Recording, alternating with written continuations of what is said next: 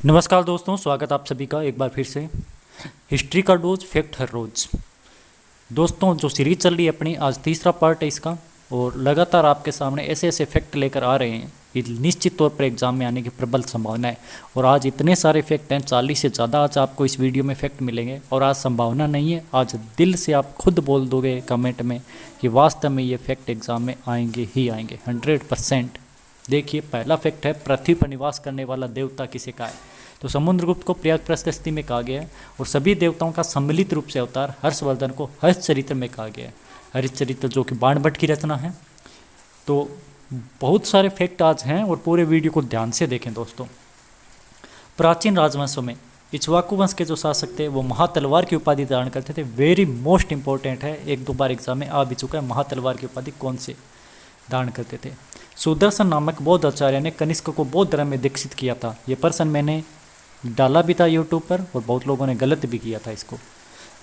महाराज की उपाधि धारण करने वाला पहला भारतीय राजा कलिंग नरेश खारवेल था।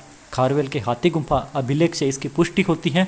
और संगम काल में बड़े गांवों को पेरूर यानी पेड़ बड़ा है तो पेरूर, छोटे गांव को सिरेयूर यानी सिर छोटा है तो सिरेयूर, और पुराने गांव को मुडूर कहते थे और मुड पुराना है। ठीक है, मारवाड़ी में बोलते हैं जैसे राजस्थानी में। तो कालिदास को मेघदूत लिखने की प्रेरणा घटकरपर से मिली थी और विल्हण को विक्रमोदेव चरित्र लिखने की प्रेरणा कलहण से मिली थी। आपको पता है विल्हण किसके दरबार में था? विक्रमादित्य सिक्स्थ। सिहट जो कि प्राचीन भारत में एक वस्त्र बाजार या कपास भंडार को कहा जाता था, दोसीहट का एक बार यूजीसी नेट एग्जाम में पूछा गया है। तो इसका विशेष तौर पर ध्यान रखें। समुद्रगुप्त के समय हरिसेन जो था, जिसने प्रयाग प्रशस्ति की थी रचना, समुद्रगुप्त का संधि विग्रह था, कुमारमत्य था और महादंड नायक था। तीनों एक व्यक्ति को दे दिए थे। और इसी के कारण बाद में कुछ जो गुप्तों के अपने पढ़ते हैं कि प्रशासन व्यवस्था में क्या कुछ कमियां थी, तो एक ही व्यक्ति को एक से ज़्यादा पद दिए जाने का उल्लेख मिलता है। और India from Curzon to Nehru and after, ये दो किताबें हैं कन्फ्यूज वाली। ठीक है, India from Curzon to Nehru and after ये लिखी थी दुर्गादास ने, और India under Curzon and after ये लोविट फ्रेजर ने लिखी थी। दोनों ही किताबें बहुत ज़्यादा मोस्ट हैं, दोनों को आप नोट कर लेना कॉपी के अंदर स्टार बनाकर। भारत में स्वतंत्र एवं तटस्थ पत्रिका के जन्मदाता जेम्स सिल्क बर्मिकम को माना जाता है। दर्शन शब्द प्राचीन यूनानियों से लिया गया शब्द है। जो दर्शन है, मूल रूप से दर्शन आपसे पूछे कहाँ से लिया गया है तो यूनानी शब्द है। ठीक है, सांप और सीढ़ी के खेल जो कि मोक्षपात के नाम से जाना जाता था, इसका आविष्कार किसने किया गया? संत ज्ञानदेव ने किया था। ठीक है, और ज्ञानदेव कौन थे आपको ये बताना है कमेंट बॉक्स में लिखकर कि ज्ञानदेव कौन थे। होयसल साम्राज्य की पहचान यादव कुल तिलक के रूप में की जाती है। और राजस्थान के अंदर जो बाटी राजवंश है उसको भी यादवों को, आपको पता है, यादवों से बताया जाता है। इनके जो पूर्वज थे वो यदुवंशी थे। हुण शासक मिहिर कुल को भारतीय एटिला के नाम से प्राचीन काल में कारवां बनाकर चलने वाले व्यापारियों को सातवां कहा जाता था। वेरी मोस्ट है, स्टार बना लेना। और बौद्धों का क्रूरतापूर्वक दमन करने वाला हुण शासक तोरमान था।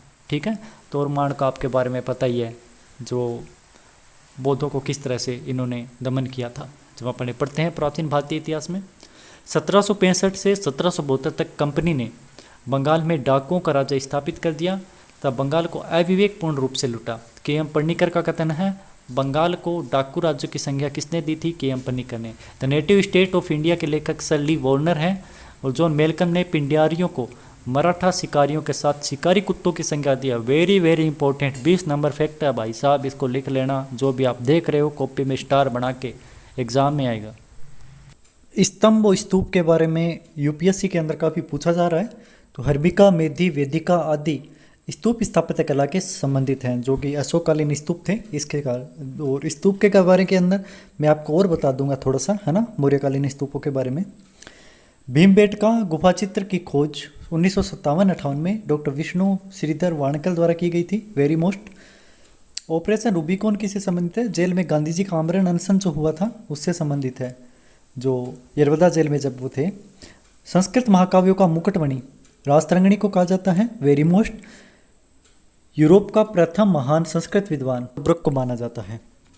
और जितने भी हिस्ट्री के डोज वाली जो फैक्ट हैं आप मेरे हिसाब से तो एक कॉपी अलग ही लगा लो इसकी, क्योंकि करीब 25 से 30 वीडियो आने वाले हैं और आपके 25-30 पेजों में आराम से भर जाएंगे। 1857 क्रांति से ठीक पहले संथाल विद्रोह, ठीक बाद में नील विद्रोह हुआ था।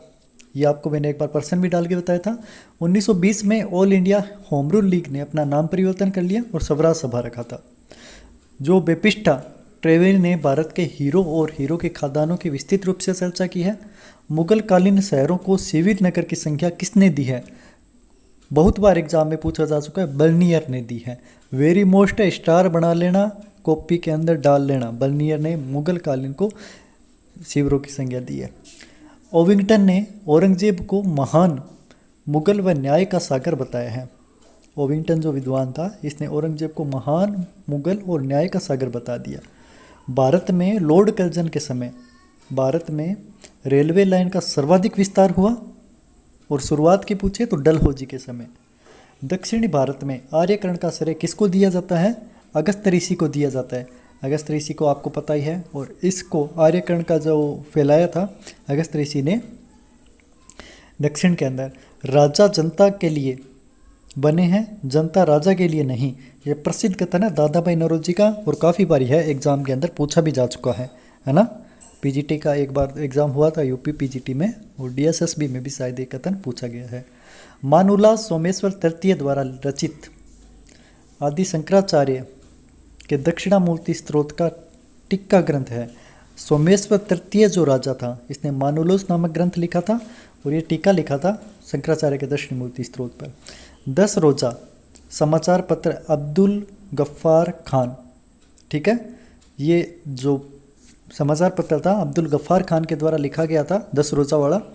और कैसा लगा है वीडियो, ये तो आप अवश्य बताएंगे। अब इससे आगे क्या है, हम करेंगे कुछ प्रश्नों के उत्तर आपको कमेंट बॉक्स में लिखना है, और कल वाले जो प्रश्न किए थे उनके बारे में भी बता रहा हूँ। तो कल एक प्रश्न था कि सत्यमेव जयते का प्रयोग कब किया गया था, कौन से अधिवेशन में? तो 1918 का जो मालवीय द्वारा अध्यक्षता की गई थी दिल्ली अधिवेशन की, इसी के अंदर सत्यमेव जयते का प्रयोग सर्वप्रथम किया गया था।